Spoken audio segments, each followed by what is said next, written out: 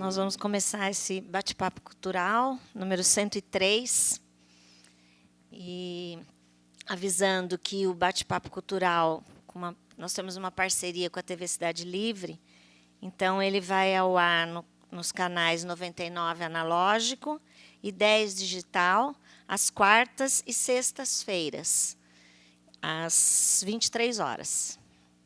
E também fica disponível no site do arquivo, para quem gostar, assistir de novo, né? E tem sido interessante isso, porque a gente tem tido um retorno das pessoas falando assim, mas depois vai estar no site. Então, né, acabam ficando com preguiça de sair à noite, trabalhou o dia inteiro. Se chove e esfria, então, aí que não vem ninguém, porque depois deixa para assistir, né, lá na TV ou pelo site. Também dá para baixar. Então, quem gostar muito pode também, do site, pode baixar e ficar lá com uma cópia, né? Isso tem acontecido com professores, né, que baixam, depois têm usado, né, essas conversas nas aulas. Hoje a gente tem aqui a presença da Dizete De Vera, a Dizete que é psicanalista, é professora universitária, pessoa engajada nas questões aí da psicologia, nas questões da vida, da sociedade, né? Para longe daquela psicologia, né, desvinculada e alienada, mas de uma psicologia realmente fincada na realidade. Esse bate-papo cultural ele tem uma parceria do Movimento para Cuidar da Profissão. Nós estamos em fase de eleições para o Conselho Regional e para o Conselho Federal, né, de Psicologia. Então, os psis que estão aqui, muita atenção essa semana, que é uma semana super importante para a escolha dessas chapas, né, dessas diretorias que vão aí um pouco ajudar a gente a organizar a nossa profissão, tanto em nível regional como em nível federal. E nós temos aqui a presença da Sueli Ortiz, né, que compõe essa chapa, que veio então hoje aqui prestigiar o nosso bate-papo. Depois que a Dizete apresentar, né, Sueli, acho que a gente pode falar um pouco também do cuidar para a galera que está aqui. Tem vários psis aqui, hein? Depois nós vamos ver quantos votos a chapa do cuidar teve em Rio Claro, hein? Não dá para ver isso, viu, gente? Só uma brincadeira. Então, vamos lá, Dizete? Dizete, que a gente estava fazendo as contas ontem, acho que tem uns 20 a 25 anos que a gente faz coisa junto. Faz tempo. É em torno disso, sim. Foi logo que eu voltei para Rio Claro. Dizete vai fazer uma fala, depois a gente abre para conversar. Se alguém não entender muito uma coisa, quiser interromper também, não tem problema. Mas a ideia é ela expor, né? E aí a gente depois conversar sobre isso. Bem, queridos e queridas, boa noite. O convite da Tereza, que me fez muito feliz dessa vez, como todos, inclusive, mas é para a gente pensar o momento, né, de que a gente está aí às vésperas do Dia do Psicólogo, que é dia 27 de agosto. Também nesse cenário que a gente está vivendo aí de... não dá para falar de outro jeito, de ameaça às políticas públicas. Né? Então, isso, de alguma forma, convoca a gente a pensar qual que é o nosso lugar enquanto categoria profissional nesse cenário. E aí eu queria...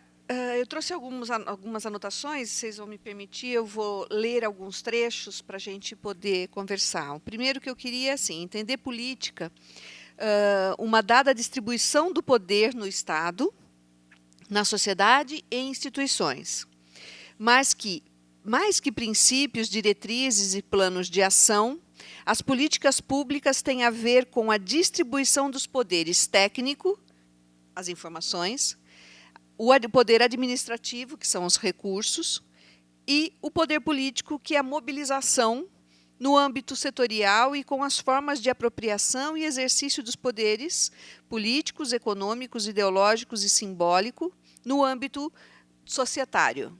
Tá? Essa citação que eu faço é para a gente entender da onde, o que eu estou chamando de política.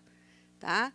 Para em nenhum momento, eu peço o cuidado de todos, nenhum momento da minha fala ela pode ser confundida com qualquer aceno a questões político-partidárias. Isso é de uma outra ordem, não é do que vai estar sustentando minha fala e minha reflexão. Tá?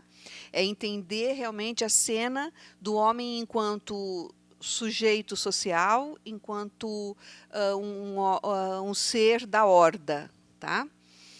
E, nesse sentido, para a gente pensar o que é a psicologia no Brasil hoje, eu me debrucei sobre um material recente, publicado pelo Conselho Regional de Psicologia, que é da comemoração dos 50 anos da psicologia no Brasil. Tá? Tem no site do CRP. Esse material é muito interessante, o jeito que eles fazem, porque eles recortam em 6 tempos a história da psicologia no Brasil, desde 1500.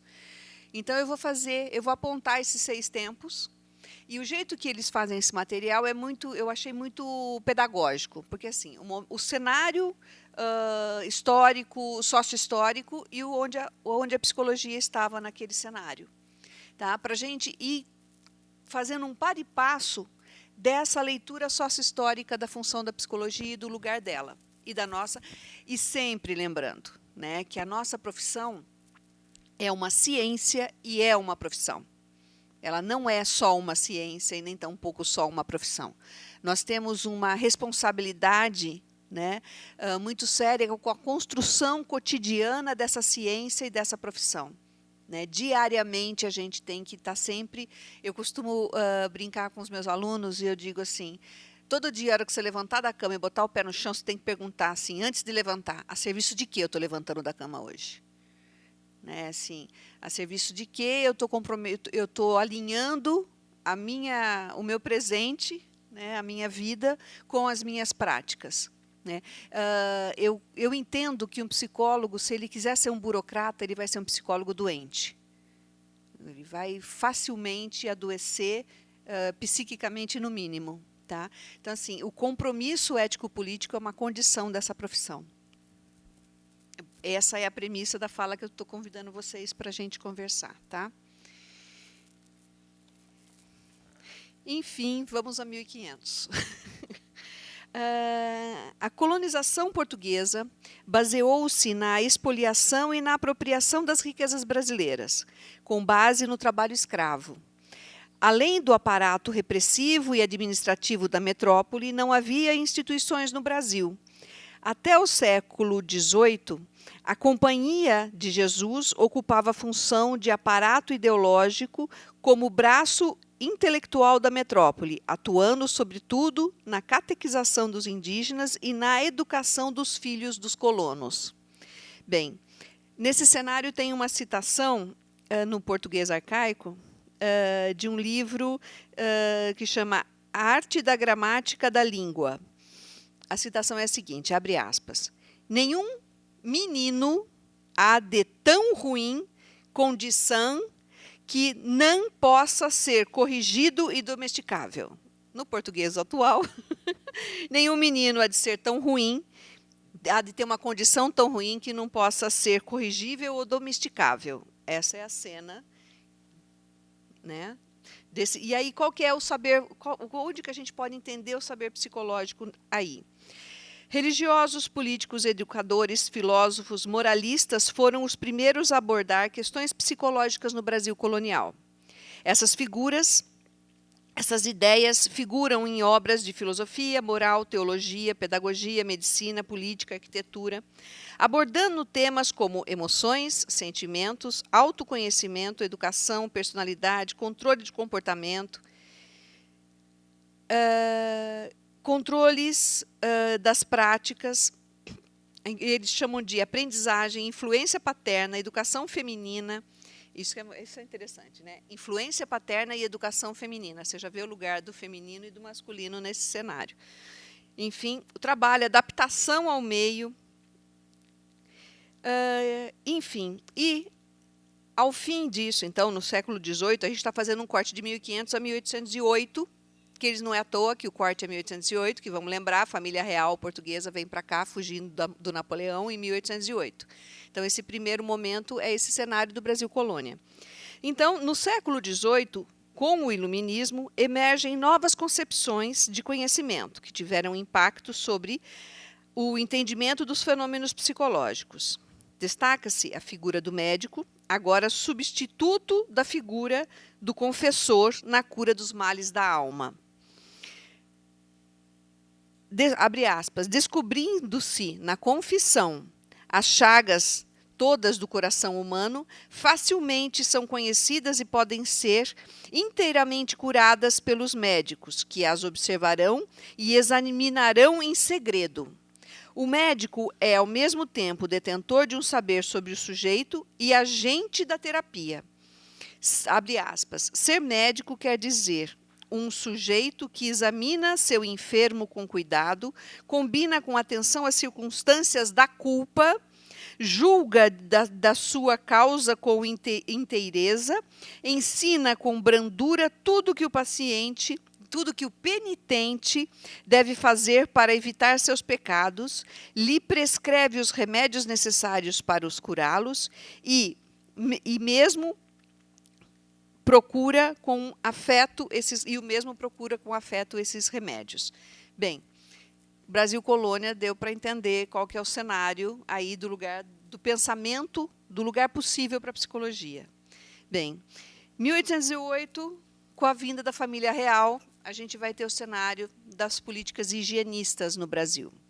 Então, no século XIX, com a transferência da corte portuguesa para o Brasil, foram criadas instituições destinadas à administração pública e à vida cultural, como bibliotecas, academias e instituições de ensino, faculdades de medicina e de direito.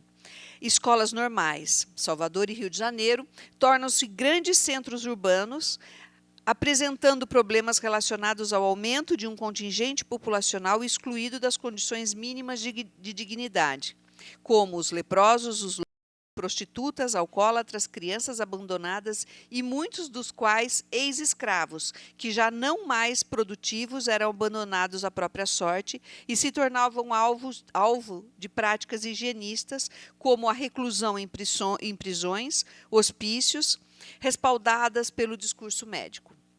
Em meados do século, com o ciclo econômico do café, mudanças significativas ocorrem, como a penetração de ideias produzidas na Europa, especialmente o liberalismo e o positivismo, além de condições sociais e intelectuais que levariam à implantação de um Estado republicano e, com isso, condições para mudanças mais profundas na sociedade brasileira. Então, nesse corte de 1808 a 1890, é esse o cenário que a gente está vendo. Vamos ver onde que fica o saber psicológico nesse cenário. Os saberes psicológicos no século XIX foram produzidos principalmente no interior da medicina e da educação. A primeira tese que trata do fenômeno psicológico foi defendida por Manuel Inácio de Figueiredo Jaime em 1836, com o título As paixões e afetos da alma, em geral e em particular, sobre o amor, a amizade, a gratidão e o amor à pátria. Tudo. Na educação, isso era uma tese de um médico, tá? De um cara que estava se formando. Na educação, conteúdos psicológicos que abordavam as faculdades psíquicas, inteligência, sensações e vontade, a aprendizagem e os métodos e instrumentos educativos são encontrados no ensino secundário e, sobretudo, nas escolas normais, com a crescente preocupação com o fenômeno psicológico, fundamentado principalmente na metodologia do ensino. A gente vai ver que aqui vai estar mesmo na lógica de um controle. Tá? O terceiro corte, 1890 a 1930, que é a República. Né? Então, as crises do Império, a defesa dos ideais republicanos, a insatisfação generalizada e uma aliança entre militares e fazendeiros do café culminaram na proclamação da República. Foram implantados os o sistema presidencialista, os três poderes, a autonomia dos estados e a soberania da União e sua Constituição Federal. A produção cafeeira era a base da economia e seus interesses determinavam os rumos da política econômica e social. A abolição da escravatura, a imigração e o trabalho livre formaram um razoável mercado consumidor, aumentando o fluxo monetário. Externamente, a exportação do café garantiu o acúmulo de capital suficiente para gestar mudanças estruturais. A concentração das lavouras em São Paulo e Minas transferiu o domínio político e econômico para o Sudeste, região onde se concentrou o desenvolvimento econômico e o adensamento humano. A comercialização e exportação do café dependiam de condições de escoar a produção. A construção de estradas de ferro ligou o interior aos portos e iniciou a industrialização do país. O crescimento econômico e o aumento populacional exigiram reformas urbanas, abertura de escolas e hospitais, incremento de infraestrutura. O descontentamento da maioria da população com seu isolamento e benesses do Estado levou à organização de diversos movimentos, dentre os quais o anarco-sindicalismo, o socialismo e outras organizações de esquerda que tiveram um papel marcante na vida social da época, mas que foram derrotados no final dos anos 30, quando forças dominantes aliadas a setores médios da população conquistam a condição para a recomposição do poder. Onde fica a psicologia nesse cenário? Então, a política econômica a serviço dos cafeicultores gerou profundo descontentamento entre todas as camadas excluídas da sociedade brasileira. Das camadas intelectuais, animadas pelo ideário liberal, surge um projeto de nação que almejava elevar o Brasil à modernidade, rumo ao desenvolvimento e ao progresso. Daí a necessidade de um ser humano novo para a nova sociedade. Tarefa para a educação, que, baseada no escolanovismo, busca na psicologia a ciência que dará base para a sua ação. A psicologia científica, que de fato encontra solo fértil para desenvolver-se no Brasil, gradativamente, portanto, a psicologia vai sendo reconhecida como uma ciência autônoma, ocupando um lugar significativo no âmbito do ensino, da pesquisa e da prática. A gente começa aí a ver ela aparecer como um saber efetivo, com um lugar na sociedade. De 30 a 62. Bom, só para vocês saberem, 62 é um marco importante, que é quando a nossa profissão ela é consolidada como uma profissão. Né? Mas, enfim, eles vão chamar esse período de 30 a 62 de modernidade. O movimento de 30 decreta o fim da República Velha. Getúlio Vargas assume a presidência, empunhando as bandeiras da modernização econômica e social, com obras de infraestrutura, instalação de indústrias de base e reorganização das relações de trabalho. A Revolução Constitucionalista de 32, ainda que derrotada, contribuiu para a instalação de uma Assembleia Constituinte que promulgou em 34 a nova Carta Magna. O país acelera o processo de urbanização com a migração de trabalhadores do campo para as cidades.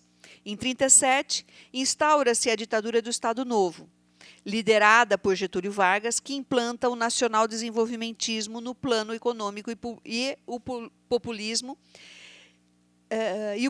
e práticas autoritárias no plano político-econômico. No fim do Estado Novo, em 45, o país retorna ao Estado de Direito. Na década de 50, Juscelino Kubitschek é eleito e estabelece um plano para a aceleração do desenvolvimento do país, denominado 50 anos em 5. O Brasil, do automóvel, da televisão, da bossa nova, campeão do mundo no futebol e da nova capital federal, Brasília, faz prever o fortalecimento da identidade nacional, associação de fatos históricos com a eleição e renúncia de Jânio Quadros, a resistência dos setores conservadores à posse de João Goulart e as reformas de base propostas pelo novo presidente alimentam uma fase de turbulência institucional que termina com o golpe militar de 64. Bom, a gente nasce enquanto uma profissão nesse cenário, tá? Então, vamos lá. A psicologia se consolida como uma ciência capaz de formular teorias e técnicas e práticas para orientar e integrar o processo de desenvolvimento denominado pela nova ordem política e social. Consolidam-se os campos de atuação: educação, trabalho e clínica. Testes e métodos de avaliação psicológica são utilizados nos serviços públicos de orientação infantil implantados em São Paulo e no Rio de Janeiro. A psicologia desvincula-se gradativamente da psiquiatria, ganhando status de disciplina independente nos cursos de pedagogia, ciências sociais e filosofia. No plano institucional, os psicólogos se organizam em associações que reivindicam a regulamentação da profissão. Nos anos 50, uma sucessão de fatos amadureceu a luta. O primeiro pedido de registro de um consultório de psicopedagogia no Ministério da Educação, o primeiro Congresso Brasileiro de Psicologia, que foi em Curitiba, o primeiro anteprojeto sobre a formação e regulamentação da profissão, apresentado pela Associação Brasileira de Psicotécnica. A criação de curso de psicologia na Faculdade de Ciências e Letras da USP e na PUC de São Paulo, Minas Gerais e Rio de Janeiro. Em 58 é apresentado o projeto de lei 3.825, que dispõe sobre a regulamentação da psicologia. Então, de 58 a 62, ela ficou tramitando para ela ser promulgada só em 62. Aí a coisa começa a apertar, né? A gente já está fazendo o corte de 62 a 80. Então, a gente está no cenário da repressão do golpe militar. O primeiro período do governo João Goulart foi marcado pela solução, negociação para sua posse, instauração do regime parlamentarista. Em 63, um plebiscito nacional decidiu pela volta do presidencialismo. Jango dá início às reformas de base, agrária, urbana, educacional, tributária, administrativa, eleitoral, universitária e bancária. O governo intervém nos planos econômico, social e educacional, de política energética e mineração, autoriza a organização dos sindicatos rurais, faz aprovar a Lei das Diretrizes e Bases da Educação, cria a Eletrobras, lança a Campanha Nacional de Educação para a Alfabetização e promulga a lei que institui o Estatuto do Trabalhador Rural. Comícios, greves, passeatas contra a carestia e o apoio às reformas e ao governo popular ocorriam pelo país. A UNE organiza os Centros Populares de Cultura, reunindo intelectuais, artistas em eventos de mobilização e conscientização popular. Luta-se para que o povo, já protagonista de sua história, seja protagonista de sua história. É o tempo do cinema novo, dos teatros oficina e de arena, da música de protesto. Acredita-se que o livre pensar e o livre manifestar vão transformar o país. A criação da Universidade de Brasília, com seu modelo inovador de docência e pesquisa, incomodou ainda mais os setores conservadores da inteligência brasileira. Bem, o governo Jango, ao contrariar os interesses dos latifúndios, do capital estrangeiro, dos setores conservadores da Igreja Católica e das camadas médias urbanas, dividiu o país. As campanhas contra a suposta orientação pró-comunista de Jango, empreendidas pelos jornais, rádio e televisão, apavoram as camadas médias que apoiaram as marchas com Deus pela liberdade, supostamente lideradas pelas senhoras da sociedade. Com o apoio das elites e suporte estratégico dos Estados Unidos, as Forças Armadas planejam e efetivam o golpe em 1º de abril de 64. Depondo João Goulart e levando à ruptura institucional. Com a ditadura militar, a ideologia do desenvolvimento social é substituída pela de modernização. Reforça-se o processo de internacionalização da economia.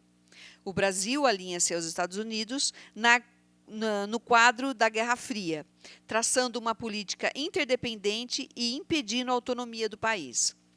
O acordo MEC-USAID, eu fui até pesquisar direitinho o que era isso. Foi um acordo do Ministério da Educação com um Instituto Internacional de Desenvolvimento americano.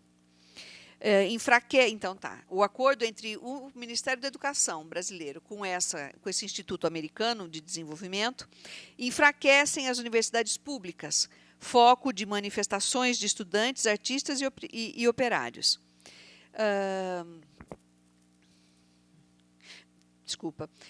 Enfraquece as universidades públicas. O Brasil vive o ano de 68 de forma conturbada, marcado por manifestações de estudantes, artistas e operários. Surgem os primeiros casos de guerrilha urbana. O Congresso em Biúna é descoberto pela polícia política, que efetua dezenas de prisões. A ala dura do Exército impõe-se e o regime de governo de Costa e Silva impõe ao regime de governo de Costa e Silva medidas ainda mais severas. Em nome da segurança nacional, é editado o AI-5 em 13 de dezembro, impondo poderes totais de repressão, cassação, suspensão de direitos, prisão preventiva e demissão. O Congresso é fechado, deputados são cassados, começa a censura prévia à imprensa e às artes. Lideranças políticas e populares, artistas e pensadores são obrigados a partir para o exílio. Padres progressistas, operários, professores, estudantes, jornalistas, artistas são perseguidos, presos, torturados e mortos.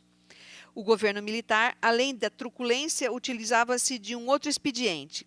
A cena com o êxito de uma política econômica conhecida como milagre econômico, em campanhas e propagandas publicitárias ufanistas. Alienadas, as camadas médias apoiam o regime, acreditando que estão dadas as condições pelas quais ascenderão socialmente por seu próprio mérito as virtudes pessoais. Então, assim, se constrói aqui o que a gente hoje escuta falar da meritocracia, né? É aqui que está esse aporte de sustentação ideológico, enquanto uma ideia. Enfim, onde que está a psicologia aí? Tá? A Lei 4.119, de 27 de agosto de 62, é por isso que o nosso dia é 27 de agosto, reconhece a profissão de psicólogo, fixa normas para atuação profissional e estabelece um currículo mínimo para a sua formação. Os campos de atuação são aqueles que se consolidaram como prática no período anterior, quer dizer, clínica, escolar educacional e organizacional e do trabalho. Tá? Que até hoje, né, a gente tem essa marca aí em grande parte das nossas universidades. Eles não saíram de 62 ainda. A ditadura militar e as condições por ela impostas criam problemas para o desenvolvimento da profissão. A Lei 5.692, de 71, reitera retira a disciplina de psicologia do currículo, então, do ensino do segundo grau. Em 71, a gente já, né, está atrapalhando a ideia não pode pensar. A reforma universitária de 68, em nome da democratização do ensino superior, possibilita a proliferação de faculdades privadas, formando grande contingente de profissionais sem possibilidade de ingresso no mercado de trabalho, que se retrai para áreas como a psicologia. Ao mesmo tempo, essas escolas tornam a docência uma alternativa de trabalho para psicólogos, muitos dos quais fazem desse espaço o locus para a resistência política e para a produção de uma psicologia crítica, discutindo e divulgando, entre outras, ideias libertárias inspiradas na antipsiquiatria e nos grupos operativos. Críticas e elaboração de novas possibilidades de atuação na educação e no trabalho, assim como a busca de novos aportes teóricos, sobretudo no âmbito da psicologia social. A psicologia clínica, praticada nos consultórios particulares, tendo como referência o modelo didático, tornou-se o sonho de muitos profissionais, embora reforce a elitização da profissão e seja restrita para o campo do trabalho.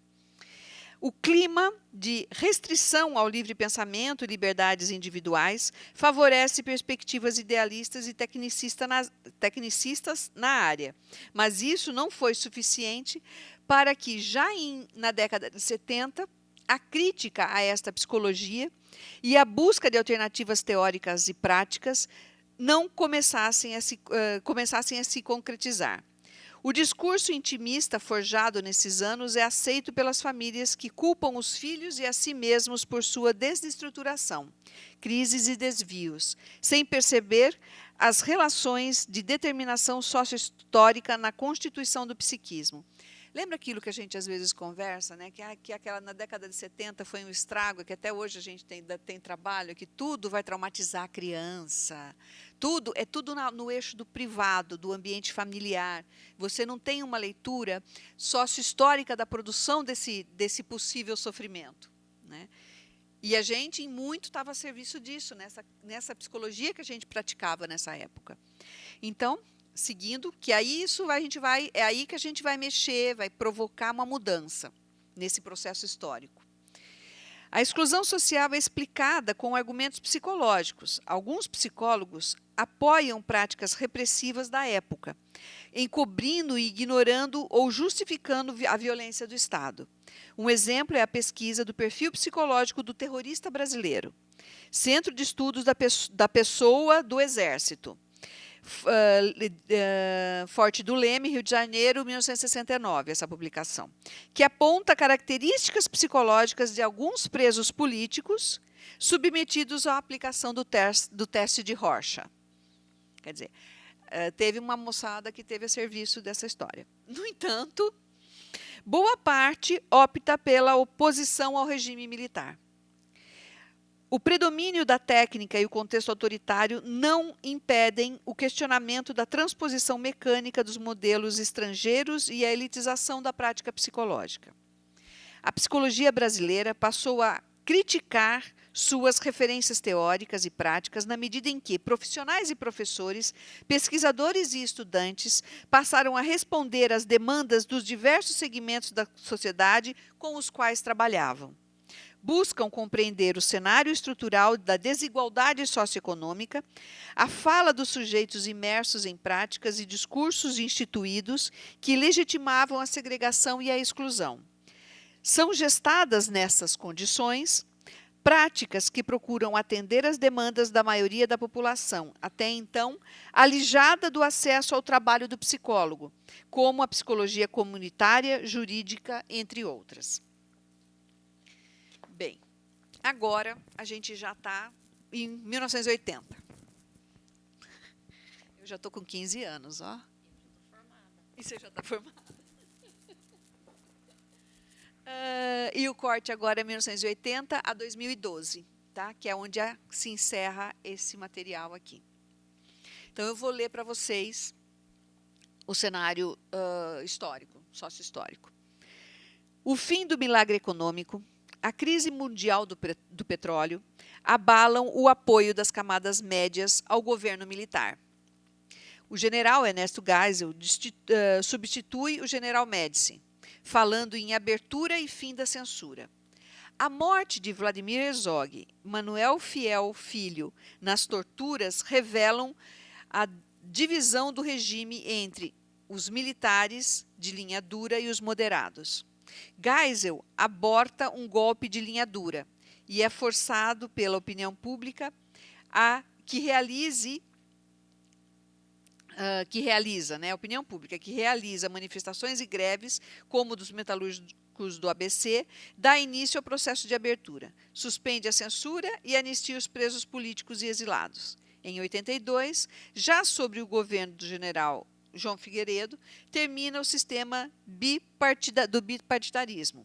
É realizada a primeira eleição direta para governadores desde o golpe de 64. O MDB, principal partido de oposição, é o grande vencedor das eleições. O país passa por sucessivas crises econômicas e registra índices de inflação elevados. Em 84, o movimento Diretas Já envolve a população e vence a resistência da mídia, principalmente da Rede Globo, que não cobria as manifestações. Mesmo com a rejeição do Congresso, a proposta de eleições diretas para presidente, o regime militar não se sustenta. Sob pressão da opinião pública, entrega o poder. Tancredo Neves é eleito presidente pelo Colégio Eleitoral em uma chapa de coalizão formada por partidos de direita e de centro.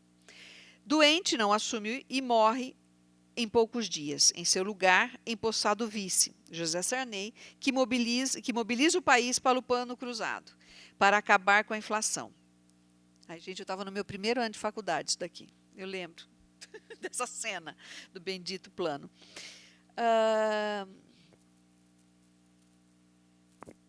Mas o efeito das medidas dura pouco. Em 1988, a Assembleia Constituinte entrega ao país uma Constituição contemporânea, com avanços na área social. E em 89, finalmente, ocorrem eleições diretas para presidente. Fernando Collor de Mello vence Luiz Inácio Lula da Silva no segundo turno. Eleito com a promessa de combater a corrupção, acabar com a inflação e abrir a economia, Collor só consegue efetivar a abertura da economia. Acusado de corrupção, vê os jovens caras pintadas irem às ruas pedir o impeachment. Em dezembro de 92, renuncia, porém, ainda assim sofre o impeachment e tem seus direitos políticos suspensos por 8 anos. Em seu lugar, assume o vice Itamar Franco, que, com Fernando Henrique Cardoso, então ministro da Fazenda, lança o Plano Real. Com a economia estabilizada, Fernando Henrique Cardoso vence Lula na disputa presidencial em 94. Seu governo, de orientação social-democrata e de cunho neoliberal, organiza a máquina administrativa, lança novos programas sociais e cria o Sistema Único de Saúde e aprova a Lei de Diretrizes e Bases para a Educação. O Brasil fala em terceiro setor para integrar iniciativa privada e poder público em projetos sociais. Fernando Henrique é reeleito em 98, vencendo Lula nas urnas. Enfrenta uma grave crise econômica mundial. Em 2002, Lula vence o candidato da situação, José Serra, na eleição presidencial. Pela primeira vez, o país tem um presidente oriundo do operariado. Com orientação claramente popular, o governo Lula mantém as bases da política econômica de FHC, mas lança os novos programas de distribuição de renda, habitação, empreendedorismo e acesso ao ensino técnico superior. A autoestima do brasileiro se reflete nos índices de aprovação do governo. Lula é reeleito e atua como um líder de fato na crise econômica de 2008. Uma das principais características de seus dois governos é a mobilidade social. Mais de 30 milhões de brasileiros ganham poder de consumo e influência. Com a popularidade alcançada, Lula fez de Dilma sucessora. Bem, o sistema conselhos, que é o que a gente está votando agora essa semana, entre o dia 24 e o dia 27. A psicologia assume um compromisso com a sociedade brasileira. O Conselho Federal de Psicologia foi criado em 1971, durante o período mais duro da ditadura militar, sob o controle do Ministério do Trabalho. Somente 2 anos depois, em 73, o Ministério do Trabalho convoca as associações de psicologia para eleger o primeiro plenário. Em processo de organização, o Conselho Federal de Psicologia oficializa em 75 o primeiro Código de Ética da Profissão, reformulado em 79. Nesse mesmo ano, publica o número 0 da revista Psicologia, Ciência e Profissão, que começa a tornar pública a adesão ao movimento contra a ditadura. Então, em 79, o Conselho Federal de Psicologia assume uma posição política de embate contra a ditadura. Em 10 anos de existência, então até 89, o CFV passa de 850 para 50 mil inscritos, passando a atuar politicamente junto aos órgãos relacionados à psicologia. Ao criar um conselho consultivo, composto por conselheiros federais e representantes dos conselhos regionais, democratiza suas relações com os psicólogos. Com as liberdades democráticas restabelecidas no país, o novo Código de Ética Profissional, em 1987, define responsabilidades, direitos e deveres dos psicólogos de acordo com os princípios da Declaração Universal dos Direitos Humanos.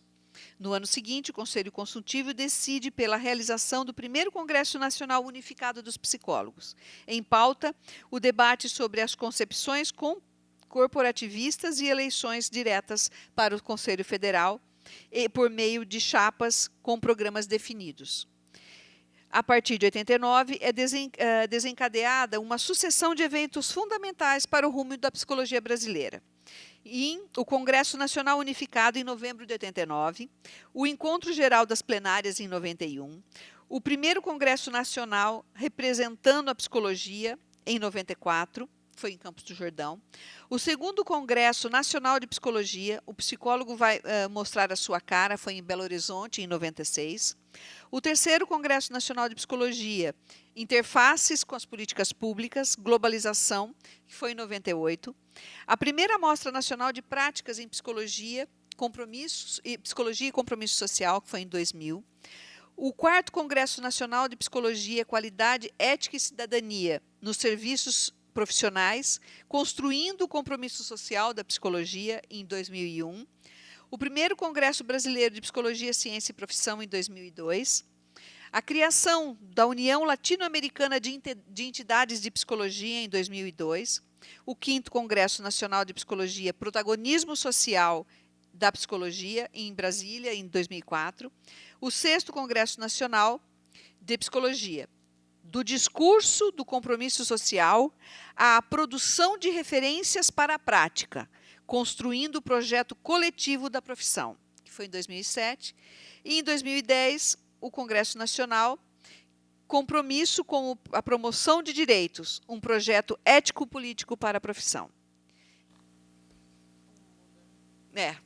Então, assim,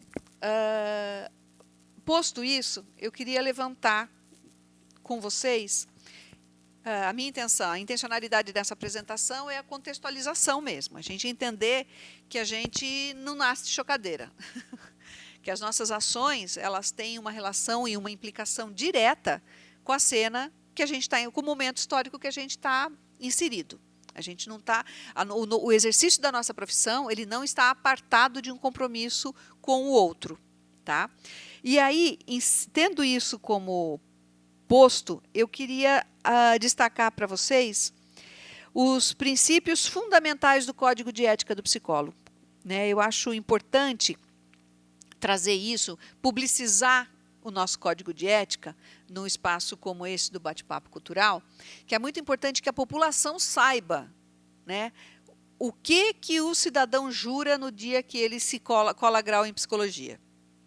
Ele jura por esses fundamentos, que eu faço questão de ler para vocês. Primeiro princípio fundamental do Código de Ética dos Psicólogos. O psicólogo baseará o seu trabalho no respeito e na promoção da liberdade, da dignidade, da igualdade e da integridade do ser humano, apoiado nos valores que embasam a Declaração Universal de Direitos Humanos. Esse é o primeiro. Segundo, o psicólogo trabalhará visando promover a saúde e a qualidade de vida das pessoas e das coletividades e contribuirá para a eliminação de quaisquer formas de negligência, discriminação, exploração, violência, crueldade e opressão.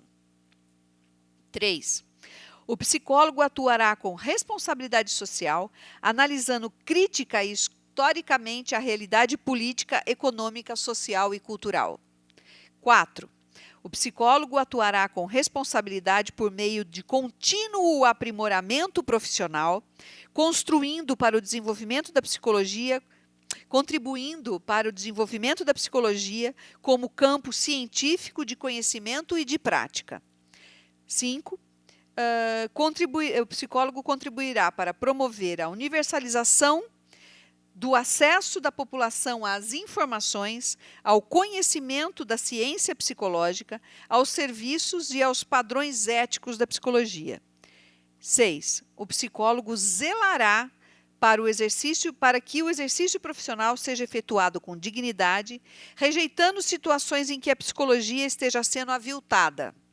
E último, sétimo e último, o psicólogo considerará as relações de poder nos contextos em que atua e os impactos dessas relações sobre suas atividades profissionais, posicionando-se de forma crítica e em consonância com os demais princípios desse código. É de assustar, Tem hora que eu leio isso e falo, pelo amor de Deus, com o que eu me comprometi no dia que eu me formei? Queria comentar alguns deles, né? Eu vou começar pelo 4, que é a questão do aprimoramento profissional. Isso é uma coisa muito cara para mim, muito séria. Eu sempre digo, eu brinco, eu dou aula na universidade em que eu estou dando aula nos últimos anos, eu tenho o primeiro contato com os alunos do meio do curso para o final. Né? Eu não pego as disciplinas básicas, eu entro realmente na metade para o fim. E eu viro para eles no primeiro dia de aula, eu costumo brincar. E falo assim, olha, talvez seja tarde demais, mas eu espero que não, para eu falar uma coisa que eu vou falar para vocês agora. Se você não gosta de ler, se você não gosta de estudar, vaza. Vai fazer outra coisa, porque você só está começando. Não ache que na hora que você se formar, acabou. É só o princípio do princípio. Porque essa é uma profissão, eu até acredito que muitas são assim, mas eu vou falar da nossa. Essa é uma profissão que, quando você achar que está bom, você parou no tempo. Porque a todo instante você é convocado a pensar o seu exercício. Né? Porque a gente é um ser em movimento. O homem é um ser em movimento. E, enquanto ser em movimento, convoca o exercício das nossas práticas a estar em movimento. Né? Então, o compromisso com estar estudando é para sempre. Não tem como não ser. Eu queria comentar de maneira geral aí, então, o primeiro, né, que é a promoção da liberdade, o compromisso com a dignidade. Né? Eu entendo que a gente lá no eu brinco também, que eu falo que eu fui quem fez o juramento na minha turma de formatura, né? E eu falo que não foi só porque eu fiz, eu que cantei o textinho para todo mundo repetir, mas assim, jurar pela dignidade humana é um negócio pesado, é sério. Não dá para ser da boca para fora. E assim, a nossa responsabilidade, eu entendo que é muito grande. Né? Porque um trabalho mal feito, um trabalho sem compromisso ético, ele produz zumbis, mortos-vivos. Né? O compromisso ético do exercício da nossa profissão é um compromisso com a vida no sentido mais amplo que essa palavra tem. Né? Com um sujeito autônomo, um sujeito que não é objeto do outro. Ele é autônomo e desalienado na condição de desejante, de o que eu quero, o que eu escolho, o que eu desejo, mas desejo com letra maiúscula, né? Para a minha vida e para o meu entorno. Né? Então, assim, se comprometer com a dignidade é uma coisa séria. E o segundo, né, que é trabalhará visando a promoção da saúde e da qualidade de vida das pessoas e das coletividades, né, e contribuirá para a eliminação de qualquer forma de negligência e discriminação.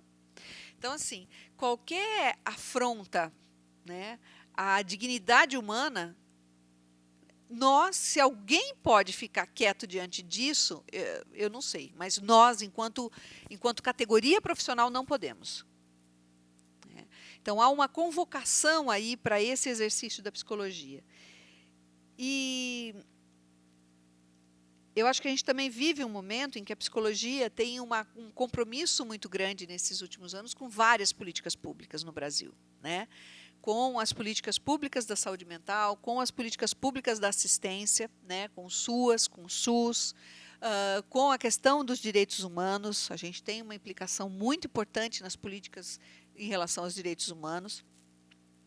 E, assim, ter a clareza disso, que não é só um compromisso. Né? O que a gente desconstruiu nos últimos anos é de um exercício político. Né?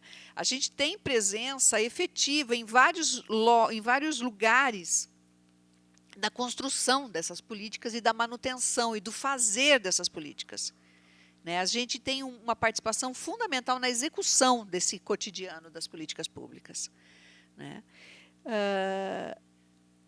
E quando a gente vem hoje, quando Tereza me convida para estar aqui com vocês e, de alguma forma, apresentando uma defesa pública, né, que eu me posicionei publicamente enquanto alguém que está alinhado com essa chapa do cuidar da profissão, do CRP, porque eu entendo que esse coletivo, né, tem princípios que sustentam numa proposição pragmática a defesa desse código de ética, né? E isso para mim é muito caro. Eu acho que queria um pouco, sim, tem um monte de colega psicólogo aqui, estudante de psicologia também, então eu queria ver com vocês essas provocações, essas reflexões que me povoam, fazem o que eco em vocês? Quando eu estava lá na faculdade, faz tempo, né, gente? Eu me formei em 79. Então, olha, a maioria aqui não tinha nem... Eu me formei em 89. nem nascido, né? E essa história está bem interessante, porque, principalmente, essa década aí, até 80, foi a minha época de viver a faculdade, né? Então, falou do Herzog, por exemplo, a gente saiu da escola e foi para a missa do Herzog, morrendo de medo. Tinha 18 anos, né? Morrendo de medo, acabando de chegar em São Paulo. Então, essas cenas, né, foram muito fortes. Realmente tinha eu tive a sorte de ter professores que tinham acabado de sair de prisão, coisas assim, né, principalmente na antropologia, na sociologia e na metodologia de ensino. Gente que desapareceu. O professor, por exemplo, de metodologia, ele entrou no mar para nadar, não voltou mais. Né? Pegaram ele lá. Uma praia cheia, na Bahia. Então, tinha ido passar umas férias. Então, a gente viveu isso intensamente no dia a dia da escola, né? da faculdade. E é interessante porque... quando eu vim para Piracicaba, porque eu comecei o meu curso em São Paulo, que eu vim para Piracicaba, para a Unimep, eu encontrei uma realidade completamente diferente. Então, é isso que é o contexto onde você está, né? Porque, embora as duas fossem faculdades particulares, lá em São Paulo tinha um mundo acontecendo que não chegou em Piracicaba. Quando eu cheguei em Piracicaba, não acontecia nada daquilo. O máximo que tinha dentro da Unimep era o movimento estudantil, reivindicando melhores condições de ensino. Mas a discussão política da ditadura e esse contexto, e conviver ali com as pessoas, né, presas, torturadas. Né? Eu tinha um colega da sala, por exemplo, que tinha acabado de sair da prisão e a gente ajudava a fazer curativo nele. Né, que ele morava sozinho em São Paulo, a gente ajudava a fazer curativo nas costas, no saco. Né? Então, essas coisas assim, em Piracicaba, o povo nem imaginava o que estava acontecendo. Né? Então, é interessante como hoje, com a possibilidade da comunicação, né? Porque tudo era censurado também, então as coisas também não chegavam, né, com tanta facilidade como é hoje. Hoje, se não fosse a internet, também não chegava. Então, hoje, né, eu acho que os estudantes de hoje, a galera que está se formando, ela tem uma possibilidade de saber mais das coisas, estar mais informada. Não quer dizer que tenha qualidade nisso, mas, né, de acompanhar mais de perto tudo isso. Então, esse engajamento com a vida, né, com a vida das pessoas, com a vida da cidade, com a política, né, que a psicologia tem essa liga, né, da polis, né, então, da política, e que é super importante. Por isso que faz um monte de gente legal, assim, né? Que nem nós, assim. Com você, então, para encerrar, Edi. Queria agradecer a possibilidade de compartilhar com vocês questões que para mim são tão caras. Ser psicóloga para mim é uma coisa assim, é muito mais que uma profissão, né? Para mim, assim, a psicologia na minha vida é um posicionamento ético-político, né? É onde eu exerço a minha cidadania, é a partir de onde me encontro com o outro, me encontro com o mundo. Né? Então, assim, poder trazer para vocês essas reflexões todas é também poder falar um pouco das minhas elaborações enquanto cidadã. Então, eu queria agradecer mesmo. Muito obrigada.